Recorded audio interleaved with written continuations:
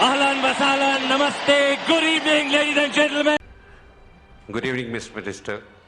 I am Rajesh Arya, retired from Indian Army as a Major General. So first of all, I would take 5 seconds to salute you and the MEA on our stand on Russo-Ukraine war.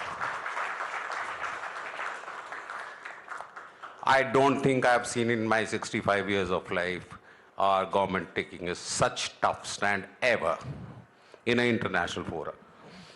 I had a question for you in my mind, sir. You have already answered to Zaka, so I have a little extension to that. We are hamstrung between the two tough neighbors no other country has in the world. We have had wars with both the land neighbors, big neighbors, China and Pakistan. My question is for Indo-Pakistan relations.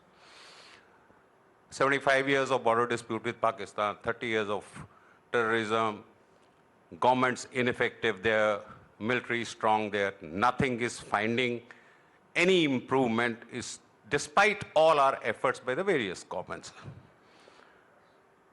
And wars are not the answers. It's only we have to sit together and talk and put sense if required in somebody's mind, which is not obvious. We can have number of balakos and all that. Where do you see Indo-Pak relations in next, say, 5, 10 years? How do we see, I mean, so many generations have gone through this.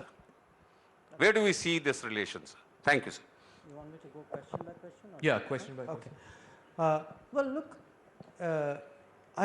I'm completely with you. I don't have any difference about the need, for us to get along with neighbors and for India and Pakistan to get along.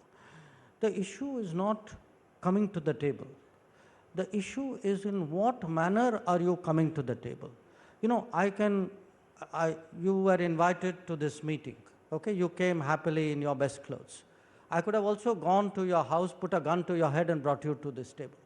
So my problem is, if a neighbor says, I'm going to do cross-border terrorism and that will bring you to the table, I have a problem coming to the table.